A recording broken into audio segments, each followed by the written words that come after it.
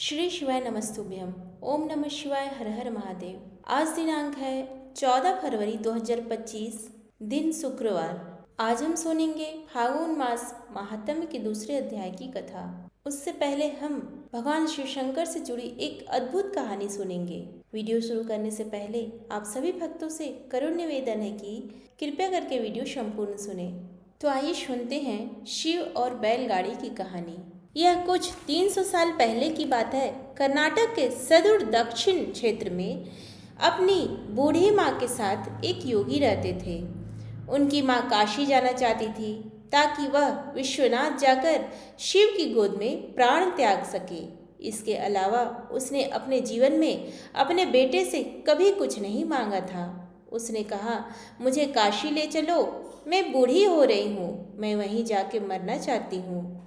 योगी ने अपनी बूढ़ी माँ के साथ दक्षिण कर्नाटक के जंगलों से होते हुए काशी के लिए एक लंबी यात्रा शुरू की। वृद्ध होने के कारण उनकी माँ का स्वास्थ्य बिगड़ गया, तो उन्होंने माँ को कंधे पर उठा लिया और जाहिर तौर पर कुछ समय पश्चात वह कमजोर महसूस करने लगा। उसके पास शिव से याचना करने के बजाय और कोई चारा नहीं बचा। उन्होंने याचना की, हे शिव, मुझे मेरे इस प्रयास में विफल मत होने देना। बस यही एक चीज़ है जो मेरी माँ ने मुझसे मांगा है। कृपया मुझे इसे पूरा करने दें। मैं इन्हें काशी ले जाना चाहता हूँ। हम वहाँ सिर्फ आप ही के लिए आ रहे हैं। कृपया मुझे ताकत दें। तब जैसे ही उन्होंने चलना शुरू किया तो पीछे से एक घंटी की आवाज़ सुनाई दी, जैसे कोई बैलगाड़ी आ रही हो।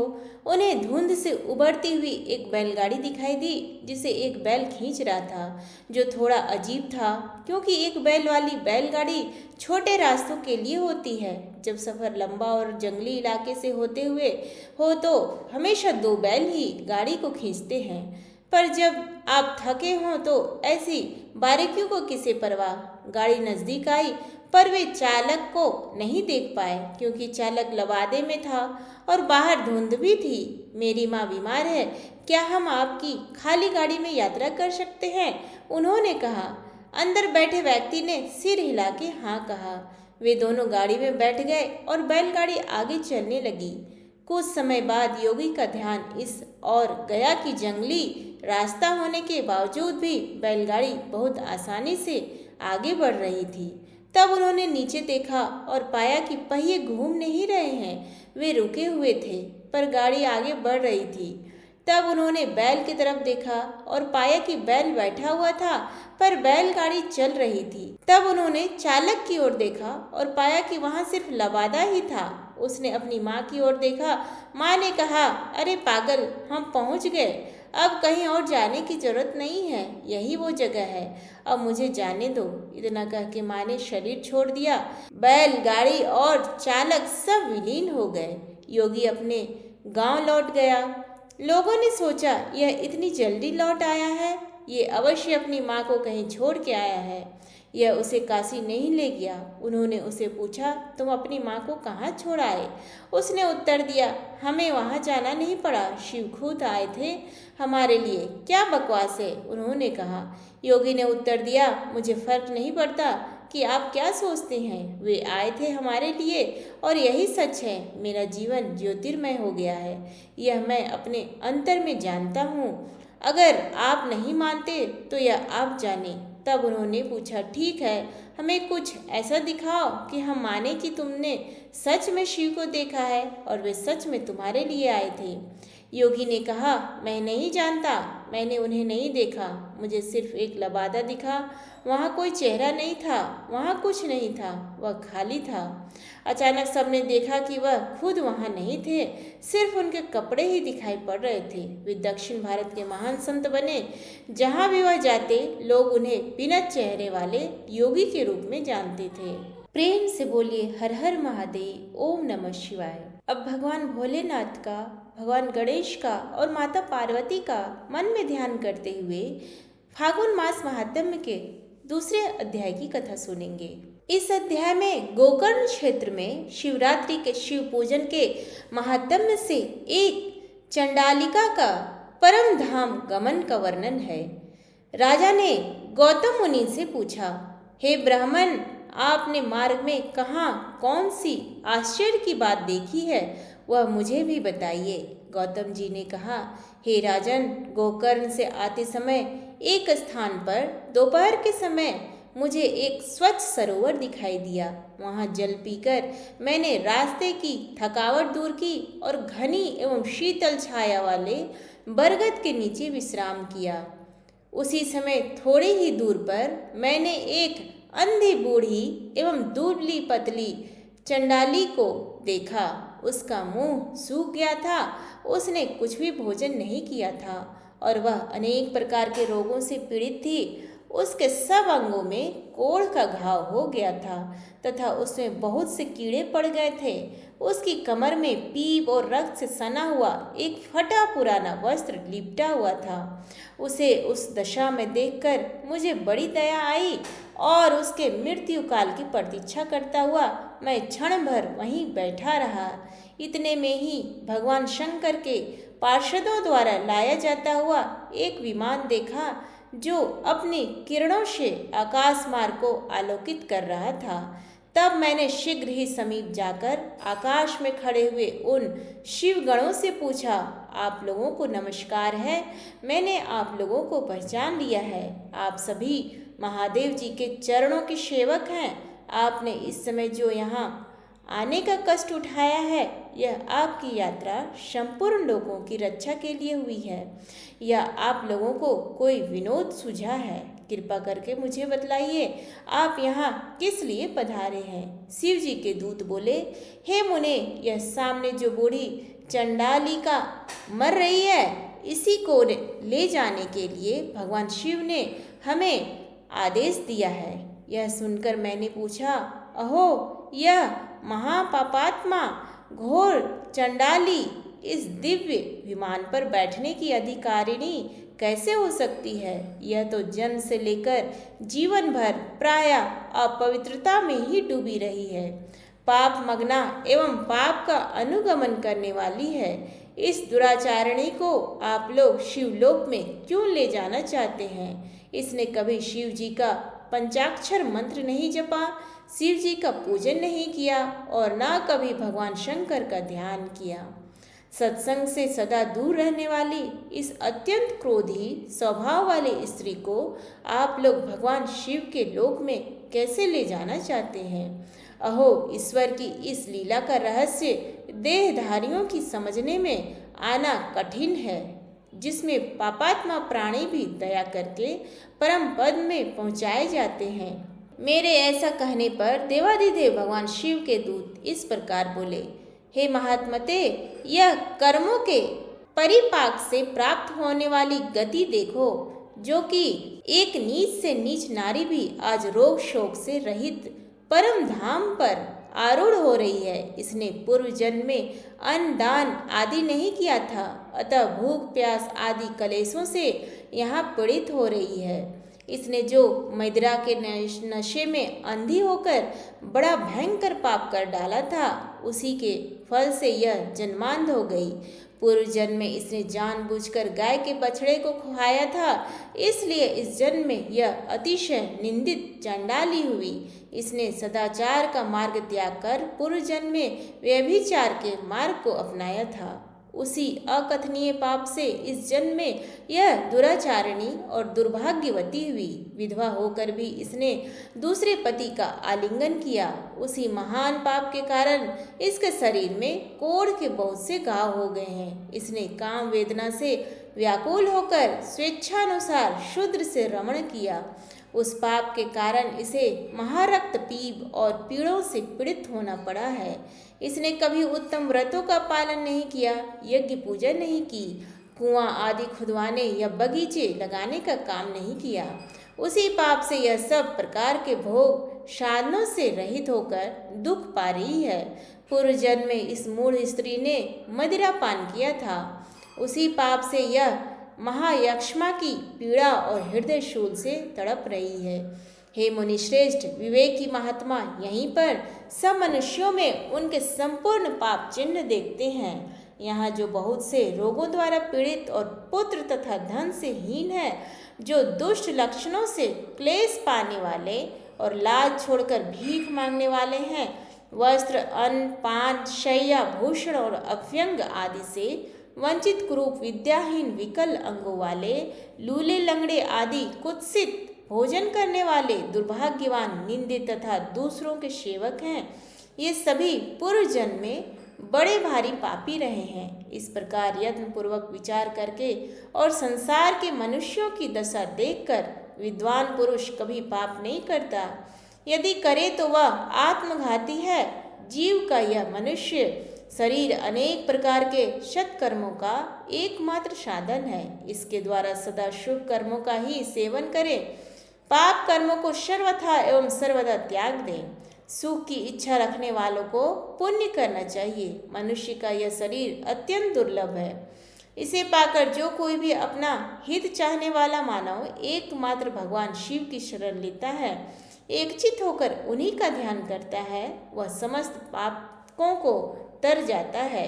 पहले इस दुराचारिणी स्त्री के मुख से असावधानी में शिव जी का नाम उच्चारित हुआ है। श्री गोकर्ण क्षेत्र में शिवरात्रि को उपवास करके रात में इसने जागरण किया और शिव जी के मस्तक पर बिल्व पत्र चढ़ाया है।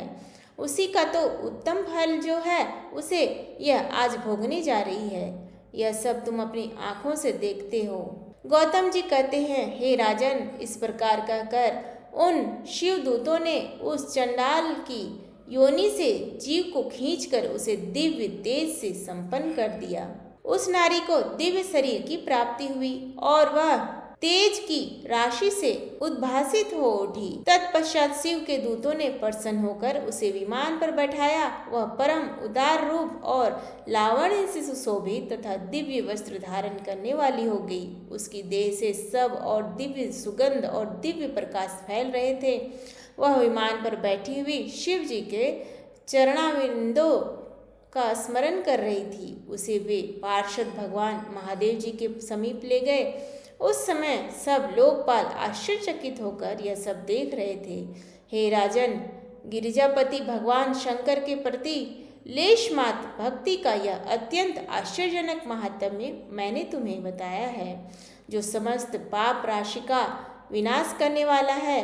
राजा ने पूछा, भगवान परमेश्वर शिव का उत्तम लोक कैसा है? यदि आपकी मुझ पर दया है तो मुझे शिवलोक का लक्षण बतलाइए। गौतम जी बोले, ब्रह्मा आदि देवेश्वरों के लोकों में भी जो अत्यंत दुर्लभ आनंद है, वह जिस दिव्य धाम में नित्य निरंतर विद्यमान रहता है, वही परमेश्वर शिव का लोक है, जहाँ सब लोगों को लांघ कर जाना होता है, जिसमें दिव्य प्रकाश स्थित है तथा जहाँ अविद्यमान अंधकार का कहीं लेश मात्र भी संयोग नहीं है, वही परमेश्वर शिव का लोक है। जहाँ काम, क्रोध, लोभ और मद आदि विकार निवास नहीं करते तथा जहाँ जन्म आदि अवस्थाएं नहीं प्राप्त होती, वह परमेश्वर शिव का लोक है। संपूर्ण वेदों का जो एकमात्र प्रधान क्षेत्र कहा जाता है, जिससे अधिक उत्तम वैभव कहीं नहीं है, वह परमेश्वर शिव का धाम है। वहाँ जाने के लिए योगी जन सदा आसन, प्राणायाम, प्रत्याहार और ध्यान आदि साधनों से युक्त योग मार्ग का सहारा लेकर प्रयत्न करते रहते हैं। जो लोग भगवान शिव की भक्ति से परिपूर्ण हैं, वे ही उस दिव्य धाम में जाते हैं। जो भगवान शंकर की कथा सुनने और कहने में हर्ष का अनुभव करते हैं, केवल शांति में जिनकी स्थिति है, जो सब प्राणियों के अकारण सुहृद और मोह रहित हैं, वे संसार चक्र को लांघकर भगवान शंकर के आनंदमय धाम को पाकर सुखी होते हैं। हे राजेंद्र, इसी प्रकार तुम भी गोकर्ण क्षेत्र में भगवान शंकर के स्थान पर जाकर उनके दर्शन से समस्त पाप राशि का निवारण करो और कृत्य हो जाओ। वहाँ सब समय में स्नान करके महाबल शिव की पूजा करो और शिव चतुर्दशी को एकाग्रता पूर्वक उपवास करो। उपवास करके रात्रि में जागरण तथा विल्व पत्र द्वारा भगवान शंकर का पूजन करो। इससे तुम सब पापों से मुक्त होकर शिवलोक को प्राप्त होगे। ऐसा कहकर मुनिवर गौतम प्रसन्नता पूर्वक मिथिलापुरी को चले गए तथा राजा मित्रशाह गोकर्ण क्षेत्र में आए। वहाँ महाबल नाम से प्रसिद्ध महादेव जी का दर्शन और पूजन करने से उनकी समस्त पाप राशि धुल गई। उन्होंने भगवान शिव के परम धाम को प्राप्त कर लिया। जो मनुष्य भगवान शिव की इस मनोहर कथा को प्रतिदिन भक्तिपूर्वक सुनता अथवा सुनाता है वह परम गति को प्राप्त होता है। प्रेम से बोलिए भगवान भोलेनाथ की जय। श्री शिवाय नमस्तुभ्यम। हर हर महादेव। ओम नमः शिवाय। अब हम सुनेंगे शिव चालीसा। श्री गणेश गिरिजा सुवन मंगल मूल सुजान, कहत अयोध्या दास तुम देहु अभय वरदान। जय गिरिजापति दीन दयाला, सदा करत संतन प्रतिपाला। भाल चंद्रमा सोहत नीके, कानन कुंडल नागफनिके। अंग गौर शिर गंग बहाए, मुंड माल तन छार लगाए। वस्त्र खाल बागंबर सोहे, छवि को देख नाग मुनि मोहे। मैना मातु की है दुलारी, बाम अंग शोहत छवि नारी। कर त्रिशूल सोहत छवि भारी, करत सदा शत्रुन क्षयकारी। नंदी गणेश सोहे तह कैसे, सागर मध्य कमल है जैसे। कार्तिक श्याम और गणराओ, या छवि को कही जात न काओ। देवन जब ही जाय पुकारा, तब ही दुख प्रभु आप निवारा। किया उपद्रव त्रारक भारी, देवन सब मिली तुम ही जुहारी। तुरत षडानन आप पठायो, लव निमेष महु मारी गिराओ। आप जलंधर असुर संहारा, सुयस तुम्हार विदित संसारा। त्रिपुरासुर सन युद्ध मचाई, सबही कृपा कर लीन बचाई। किया तब ही भागीरथ भारी, पूरब प्रतिज्ञा तसु पुरारी। दानिन मम हम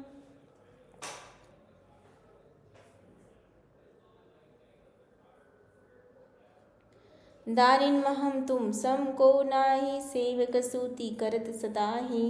वेद नाम महिमा तव आई, अकथ अनादि भेद नहीं पाई। प्रगट उदधि मंथन में ज्वाला, जरे सुरासुर भय विहाला। किन्ह दया तह करी सहाय, नीलकंठ तब नाम कहाई। पूजन रामचंद्र जब किन्हा, जीत के लंक विभीषण दिन्हा। सहस कमल में हो रहे धारी, किन्ह परीक्षा तब ही पुरारी। एक कमल प्रभु राखयो जोई, कमल नयन पूजन चह सोई। कठिन भक्ति देखी प्रभु शंकर, भय प्रसन्न दिए इच्छित वर। जय जय जय अनंत अविनाशी, करत कृपा सबके घटवासी। दुष्ट शकल नित मोहि सतावे, भ्रमित रहे मोहि चैन न आवे। त्राहि त्राहि मैं नाथ पुकारो, यही अवसर मोहि आन उबारो। लय त्रिशूल शत्रुन को मारो, संकट से मोहि आन उबारो। मातु पिता भ्राता सब कोई, संकट में पूछत नहीं कोई। स्वामी एक है आस तुम्हारी, आए हरहु अब संकट भाई। धन निर्धन को देत सदाही, जो कोई जांचे वो फल पाही।